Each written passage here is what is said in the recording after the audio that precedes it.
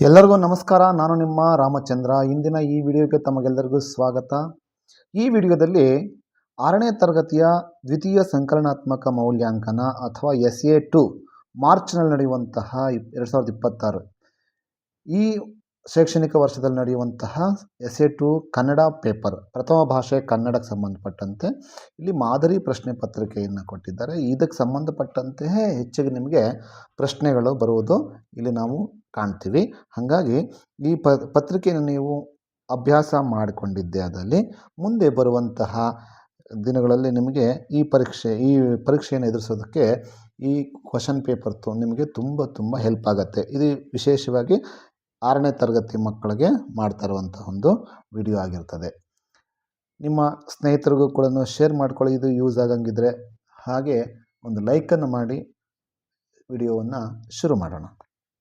ಮೊದಲನೇ ಮುಖ್ಯ ಪ್ರಶ್ನೆ ಇಲ್ಲಿ ಇದು DSCRT ಕಡೆಯಿಂದ ಬಂದಿರುವಂಥದ್ದು ಈ ಪ್ರಶ್ನೆ ಪತ್ರಿಕೆ. ಅದಕ್ಕಿಂತ ಮೊದಲು ಹೇಳ್ಬಿಡ್ತಿದ್ದೀನಿ, ಈಗಾಗಲೇ ನಿಮಗೆ ಶಾಲೆಗಳಲ್ಲಿ ಹೇಳಿರ್ತಾರೆ, ಲೆಸನ್ ವೈಸ್ ನಿಮಗೆ ಕ್ವಶನ್ಸನ್ನು ಕೂಡ ಯಾವ್ಯಾವ ಪಾಠದಿಂದ ಕೊಡ್ತಾರೆ, ಎಷ್ಟು ಕೊಡ್ತಾರೆ ಅನ್ನೋದನ್ನು ತಿಳಿಸಿರ್ತಾರೆ. ಅದಕ್ಕೆ ತಕ್ಕಂತೆ ಈ ನೀಲನಕಾಶಕ್ಕೆ ತಕ್ಕಂತೆ ಈ ಪ್ರಶ್ನೆ ಪತ್ರಿಕೆಯನ್ನು ತಯಾರು ಮಾಡಿರುವಂಥದ್ದು. ಮೊದಲನೇ ಮುಖ್ಯ ಪ್ರಶ್ನೆ, ನೀಡಲಾಗಿರುವ 4 ಆಯ್ಕೆಗಳಲ್ಲಿ ಸೂಕ್ತವಾದ ಉತ್ತರವನ್ನು ಆರಿಸಿ ಬರೆಯಿರಿ. ಇಲ್ಲಿ ಕ್ಷಾಮ ಈ ಪದದ ಅರ್ಥ ಡ್ಯಾಶ್ ಆಗಿದೆ.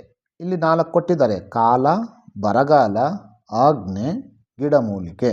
ಇಲ್ಲಿ ಸರಿಯಾದ ಉತ್ತರ ಯಾವುದು ಅಂತಂದರೆ ಕ್ಷಾಮ ಪದಾರ್ಥ ಬರಗಾಲ ಅನ್ನೋದು ಸರಿಯಾದ ಉತ್ತರ. ಈ ಬರಗಾಲವನ್ನು ನೀವು ಇಲ್ಲಿ ಬರೀಬೇಕಾಗತ್ತೆ.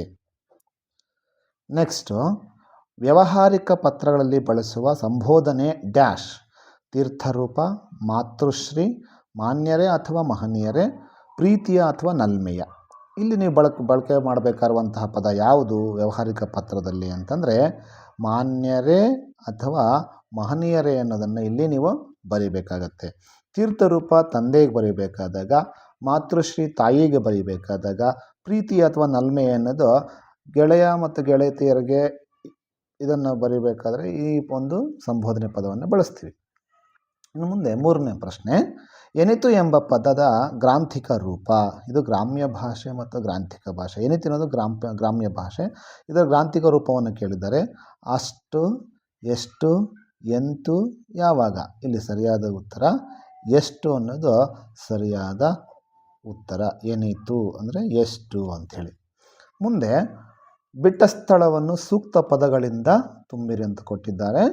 ಶಿವೈಕ್ಯ ಎಂಬ ಪದವು ಡ್ಯಾಶ್ ಸಂಧಿಗೆ ಉದಾಹರಣೆ. ಬಹಳ ಸುಲಭ ಮಕ್ಕಳೇ. ಇಲ್ಲಿ ನೀವು ಹೇಗೆ ಸಂಧಿಗಳನ್ನು ಗುರುತಿಸ್ತೀರ ಅಂತಂದರೆ ಇಲ್ಲಿ ಐಕಾರ ಬಂದಿದೆ.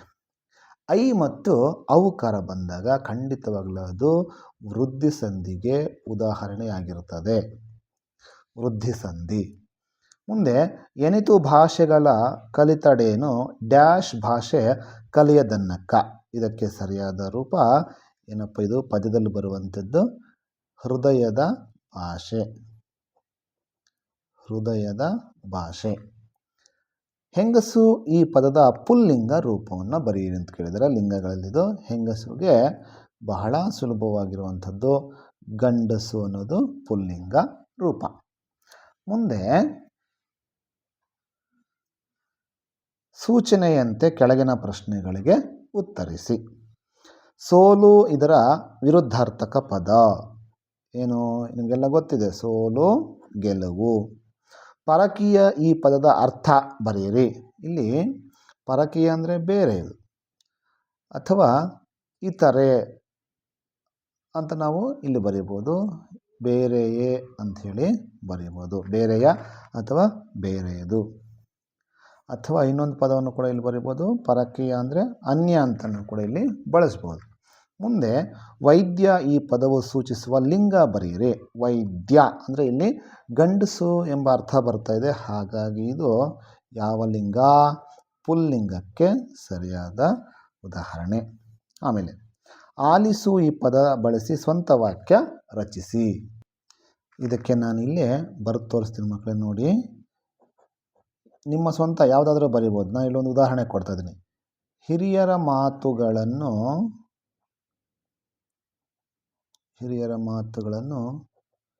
ಮಕ್ಕಳು ಆಲಿಸಬೇಕು. ಈ ರೀತಿ ಒಂದು ವಾಕ್ಯವನ್ನು ಮಾಡಬೇಕು. ಮುಂದೆ ವಿಜ್ಞಾನ ಪದಕ್ಕೆ ತದ್ಭವ ರೂಪ ಬರೆಯಿರಿ. ಇದಕ್ಕೆ ತದ್ಭವ ರೂಪ ವಿಜ್ಞಾನ ಬಿಣ್ಣನ ಅನ್ನೋದು ಸರಿಯಾದ ರೂಪವಾಗಿದೆ. ಮುಂದೆ ರಮೇಶನು ಜಾತ್ರೆಗೆ ಹೋದನು. ಈ ವಾಕ್ಯದಲ್ಲಿರುವ ಕ್ರಿಯಾಪದ ಗುರುತಿಸಿ ಬರೆಯಿರಿ. ಇಲ್ಲಿ ಕ್ರಿಯಾಪದ ಹೋದನು ಅನ್ನೋದು ಕ್ರಿಯಾಪದ, ಧಾತು ಇಲ್ಲಿ ಹೋಗು ಅನ್ನೋದು. ಇಲ್ಲಿ ಸರಿಯಾದ ಉತ್ತರ ಹೋದನು ಸರಿಯಾಗಿದೆ. ಮುಂದೆ ಕೆಳಗಿನ ಪ್ರಶ್ನೆಗಳಿಗೆ 2-3 ವಾಕ್ಯಗಳಲ್ಲಿ ಉತ್ತರಿಸಿ. ಜಾತ್ರೆಗಳಿಂದ ಆಗುವ ಪ್ರಯೋಜನಗಳೇನು? ಯಾಣದ ಕುರಿತಾಗಿರುವ ಒಂದು ದುರಂತ ಕಥೆಯನ್ನು ಬರೆಯಿರಿ. ಕರ್ನಾಟಕ ಸಾಹಿತ್ಯ ಪರಿಷತ್ತನ್ನು ಸ್ಥಾಪಿಸಿದ ಬಗೆ ಹೇಗೆ ತಿಳಿಸಿ. ನೀ ನನಗಿದ್ದರೆ ಪದ್ಯದ ನೀತಿ ಏನು? ಮಠದಿಂದಾಗುವ ಸಾಮಾಜಿಕ ಕಾರ್ಯಗಳಾವುವು? ನೆಕ್ಸ್ಟ್ ಒಂದು ಪ್ಯಾಸೇಜನ್ನು ಕೊಟ್ಟಿದ್ದಾರೆ, ಅದನ್ನು ನೋಡೋಣ. ಕೆಳಗಿನ ಗದ್ಯ ಭಾಗವನ್ನು ಓದಿ ಪ್ರಶ್ನೆಗೆ ಉತ್ತರಿಸಿ. ಇಲ್ಲಿ 2 ಪ್ರಶ್ನೆ ಕೊಟ್ಟಿದ್ದಾರೆ. ಪ್ರತಿ ಮುಂಜಾನೆ ಯಾವ ಸಂದೇಶ ತರುತ್ತದೆ? ಬದುಕು ಯಾವಾಗ ಸಾರ್ಥಕವಾಗುತ್ತದೆ? ನೋಡಿ, ಇಲ್ಲಿ ಗಮನಿಸಿದರೆ ನಮ್ಗೆ ಗೊತ್ತಾಗುತ್ತೆ. ಜೀವನೋತ್ಸಾಹ ಎಂದರೆ ಪ್ರತಿದಿನವನ್ನು ಹೊಸ ಅವಕಾಶವೆಂದು ಸ್ವೀಕರಿಸುವ ಧೈರ್ಯವೇ ಜೀವನೋತ್ಸಾಹ. ಪ್ರತಿಯೊಂದು ಹೊಸ ಮುಂಜಾನೆಯು ಹೊಸ ಅವಕಾಶಗಳ ಸಂದೇಶ ತರುತ್ತದೆ. ನೋಡಿ, ಪ್ರತಿ ಮುಂಜಾನೆ ಯಾವ ಸಂದೇಶ ತರುತ್ತದೆ? ಇಲ್ಲೇ ಇದೆ ಆನ್ಸರ್. ಎಲ್ಲಿದೆ? ಇಲ್ಲಿಂದ.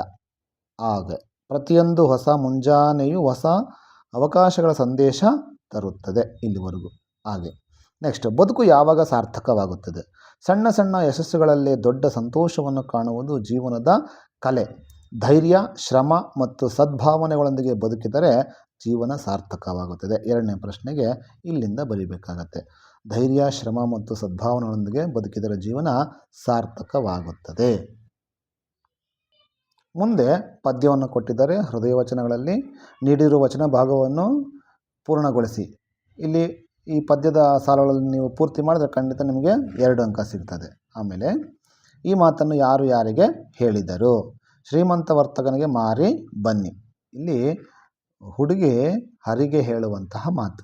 ಬಾರವ ತಾಯಿ ನೀರವ ತಾಯಿ, ಗಂಗವ ತಾಯಿ ಪದ್ಯದಲ್ಲಿ ಇಲ್ಲಿ ಗಂಗವ್ವ ತಾಯಿಯನ್ನು ಕೇಳಿ ಜನರು ಕೇಳುವಂಥ ಒಂದು ಮಾತು ಇದಾಗಿದೆ. ಕವಿಯು ಈ ಮಾತನ್ನು ಹೇಳ್ತಾನೆ. ಮುಂದೆ ನೆಕ್ಸ್ಟ್, ಕೆಳಗಿನ ಸಾಲುಗಳನ್ನು ಓದಿ ಪ್ರಶ್ನೆಗಳಿಗೆ ಉತ್ತರಿಸಿ. ಇಲ್ಲಿ ಸಾಲುಗಳನ್ನು ಕೊಟ್ಟಿದ್ದಾರೆ ನೋಡಿ. ಸಾಗರ ಅನ್ನೋದು ಕಣ್ಣು ನಿಲುಕುವವರೆಗೂ ಎಲ್ಲೆಡೆಯೂ ನೀರು, ನೀಲಸಾಗರ, ಆಕಾಶವು ನೀಲಿ, ಸಮುದ್ರವು ನೀಲಿ, ಬೆಳದಿಂಗಳು ಸಹ ನೀಲಿಯಂತೆ ಭಾಸವಾಗುತ್ತಿತ್ತು. ಅದರ ಮಧ್ಯೆ ಪುಟಿದೇಳುವ ಆನೆಯಾಕಾರದ ಅಲೆಗಳು ದಂಡೆಗೆ ಅಪ್ಪಳಿಸುತ್ತಿವೆ. ಅಬ್ಬಾ, ಏನಿದರ ರುದ್ರ ನರ್ತನ! ಕಡಲ ತಡಿಯಲ್ಲಿ ಕುಳಿತು ಅಲೆಗಳ ನರ್ತನ ವೀಕ್ಷಿಸುವುದೇ ಒಂದು ಸುಂದರ ರೋಚಕ ಅನುಭವ. ಇಲ್ಲಿ 2 ಪ್ರಶ್ನೆ ಕೊಟ್ಟಿದ್ದಾರೆ. ಏನು? ಕಡಲ ತಡಿಯಲ್ಲಿ ನೀಲಿಯಂತೆ ಯಾವುದೆಲ್ಲ ಭಾಸವಾಗುತ್ತಿತ್ತು? ಅದಕ್ಕೆ ಸರಿಯಾದ ಉತ್ತರ ನೋಡಿ, ಇಲ್ಲಿದೆ. ಕಣ್ಣು ನಿಲ್ಕೋವರೆಗೂ ಎಲ್ಲೆಡೆಯೂ ನೀರು, ನೀಲಸಾಗರ, ಆಕಾಶವು ನೀಲಿ, ಸಮುದ್ರವು ನೀಲಿ, ಬೆಳದಿಂಗಳು ಸಹ ನೀಲಿಯಂತೆ ಭಾಸವಾಗುತ್ತಿತ್ತು. ಇಲ್ಲಿಂದ ಬರಿಬೇಕು ಮೊದಲನೇ ಪ್ರಶ್ನೆಗೆ. ನೆಕ್ಸ್ಟು, ಕಡಲಿನ ಸುಂದರ ಅನುಭವ ಯಾವುದು? ಇದಕ್ಕೆ ಸರಿಯಾದ ಉತ್ತರ ಇಲ್ಲಿಂದ. ಕಡಲ ತಡಿಯಲ್ಲಿ ಕುಳಿತು ಅಲೆಗಳ ನರ್ತನ ವೀಕ್ಷಿಸುವುದೇ ಸುಂದರ ರೋಚಕ ಅನುಭವ. ಇಲ್ಲಿವರೆಗೂ ಬರೀಬೇಕು. ಮುಂದೆ ಕೆಳಗಿನ ಪ್ರಶ್ನೆಗೆ 5 ಅಥವಾ 6 ವಾಕ್ಯಗಳಲ್ಲಿ ಉತ್ತರ ಬರೆಯಿರಿ. ಕೆಳಗಿನ ಪದ್ಯ ಭಾಗವನ್ನು ಓದಿ ಇದರ ಮೌಲ್ಯ ಮತ್ತು ಸಾರಾಂಶವನ್ನು ನಿಮ್ಮ ಮಾತುಗಳಲ್ಲಿ ಬರೆಯಿರಿ. ನಿನ್ನ ಋಣ ತೀರಿಸಲು ನನಗಾಗಲಿಲ್ಲಮ್ಮ, ಈ ಒಂದೇ ಜನ್ಮದಲ್ಲಿ ಕರುನಾಡ ಒಡತಿ, ಮರುಜನ್ಮ ನೀಡನಿಗೆ ಹೆಣ್ಣಾಗಿ ಈ ನೆಲದೆ ಕಣ್ಮುಚ್ಚಿ ಬೇಡಿದಳು ಕಿತ್ತೂರ ಕೇಸರಿ. ಕಿತ್ತೂರು ರಾಣಿ ಚೆನ್ನಮ್ಮ ಅಲ್ಲಿ ತಾಯಿ ಭಾರತಾಂಬೆಯನ್ನು ಕೇಳುವಂಥ ಒಂದು ಮಾತಾಗಿದೆ. ಈ ಸಾಲುಗಳ ಅರ್ಥವನ್ನು ಬರೆದ್ರೆ ನಿಮಗೆ ಅಲ್ಲಿ 4 ಅಂಕ ಸಿಗ್ತದೆ. ಮುಂದೆ ನೆಕ್ಸ್ಟ್, ನಿಮ್ಮ ಊರಿಗೆ ಕುಡಿಯುವ ನೀರಿನ ವ್ಯವಸ್ಥೆ ಮಾಡುವಂತೆ ಗ್ರಾಮ ಪಂಚಾಯಿತಿಯವರಿಗೆ ಪತ್ರ ಬರೆಯಿರಿ. ಇದಕ್ಕೆ ನೀವು ಬಹಳ ಸುಲಭವಾಗಿ ಇಲ್ಲಿ ನೀವು ಪತ್ರವನ್ನು ಬರೆಯೋದ್ರ ಮೂಲಕ ಅಂಕಗಳನ್ನು ಗಳಿಸ್ಕೊಳ್ಬೋದು. ಆ ಪತ್ರವನ್ನು ಹೇಗೆ ಬರೀಬೇಕು ಅನ್ನೋದನ್ನು ನಾನು ಇಲ್ಲಿ ನಿಮಗೆ ತಿಳಿಸ್ತೀನಿ ಮಕ್ಕಳೇ. ಗಮನಿಸಿ, ಇಲ್ಲಿ ಗಮನಿಸಿ. ಮೊದಲಿಗೆ ಇಂದ ಬರೀಬೇಕು. ಆ ಬಾಕ ಅಂತ ಬರೆದಿದ್ದೀನಿ. ಹೆಸರು ಬರೀಬೇಕು. ನಿಮ್ಮ ಹೆಸರಿನ ಕೆಳಗಡೆ ಊರಿನ ಹೆಸರು ಮತ್ತು ಗ್ರಾಮ ಪಂಚಾಯಿತಿ. ಆಮೇಲೆ ಇವರಿಗೆ ಅಧ್ಯಕ್ಷರು ಗ್ರಾಮ ಪಂಚಾಯಿತಿ, ಸಂಬೋಧನೆ ಪದ ಮಾನ್ಯರೇ ಅಥವಾ ಮಹನೀಯರೇ ಅಂತ ಬರೀಬೋದು. ವಿಷಯ ಏನಪ್ಪ? ಕುಡಿಯುವ ನೀರಿನ ವ್ಯವಸ್ಥೆ ಮಾಡುವಂತೆ ಕೋರಿ. ಆಮೇಲೆ ಈ ಮೇಲ್ಕಂಡ ವಿಷಯಕ್ಕೆ ಸಂಬಂಧಿಸಿದಂತೆ ನಮ್ಮ ಊರಿನಲ್ಲಿ ಸುಮಾರು 500 ಜನ ವಾಸ ಮಾಡುತ್ತಿದ್ದು, ನಮ್ಮ ಊರಿಗೆ ಸರಿಯಾದ ಕುಡಿಯುವ ನೀರಿನ ವ್ಯವಸ್ಥೆ ಇಲ್ಲವಾಗಿದ್ದು, ಅನೇಕರು ಬೇರೆ ಕಡೆ ನೀರಿಗೆ ಹೋಗಬೇಕಾದಂಥ ಸಂದರ್ಭ ಒದಗಿ ಬಂದಿದೆ. ಹಾಗಾಗಿ ತಾವುಗಳು ನಮಗೆ ಊರಿಗೆ ಕುಡಿಯುವ ನೀರಿನ ವ್ಯವಸ್ಥೆಯನ್ನು ಮಾಡಿಕೊಡಬೇಕಾಗಿ ತಮ್ಮಲ್ಲಿ ಮನವಿ ಮಾಡಿಕೊಳ್ಳುತ್ತಿದ್ದೇನೆ ಅಂತ ಬರೆದು ಧನ್ಯವಾದಗಳು ಇಂತಿ ತಮ್ಮ ವಿಶ್ವಾಸಿ ಹೆಸರು ಬರೆದು ಇಲ್ಲಿ ನಿಮ್ಮ ಹೆಸರೇನಿದೆಯೋ ಅದನ್ನು ಸಿಗ್ನೇಚರನ್ನು ಮಾಡಬೇಕಾಗತ್ತೆ. ನಂತರ ಇಲ್ಲಿ ದಿನಾಂಕ ಮತ್ತು ಸ್ಥಳ ಯಾವತ್ತು ಬರೀತಾ ಇದ್ರೋ ಆ ದಿನಾಂಕವನ್ನು ಹಾಕಬೇಕು. ಎಲ್ಲಿಂದ ಬರೀತದೆ ಊರಿನ ಹೆಸರನ್ನು ಬರೆದ್ರೆ ನಿಮಗೆ ಇಲ್ಲಿ 4 ಅಂಕ ಸಿಗ್ತದೆ. ಮತ್ತು ಇನ್ನೊಂದು ಪ್ರಶ್ನೆ ಕೇಳಿದ್ದಾರೆ ಇಲ್ಲಿ, ಈ ಚಿತ್ರವನ್ನು ಗಮನಿಸಿ ನಿಮ್ಮ ಅನಿಸಿಕೆಗಳನ್ನು 5-6 ವಾಕ್ಯಗಳು ಬರೀರಿ. ಇಲ್ಲಿ ಆಪ್ಷನ್ ಕ್ವಶನ್ ಯಾವ್ದಾದ್ರು ಒಂದು ಬರೀಬೇಕಾಗತ್ತೆ. ಪತ್ರ ಬರೀರಿ ಅಥವಾ ಇದ್ರ ಬಗ್ಗೆ ಬರೀರಿ. ಇಲ್ಲೊಂದು ಜಾತ್ರೆ ನಡೀತಾ ಇದೆ, ಜಾತ್ರೆ ಬಗ್ಗೆ ನಿಮಗೆ ಏನು ಅನ್ನಿಸ್ತದನ್ನು ಇಲ್ಲಿ ಸಂಕ್ಷಿಪ್ತವಾಗಿ ವಿವರಿಸಿದ್ರೆ ಖಂಡಿತ ಇಲ್ಲೂ ಕೂಡ ನಮ್ಗೆ 4 ಅಂಕ ಸಿಗ್ತದೆ. ಇದಿಷ್ಟು ಇವತ್ತಿನ ವಿಡಿಯೋದ ಒಂದು ವಿಷಯವಾಗಿತ್ತು.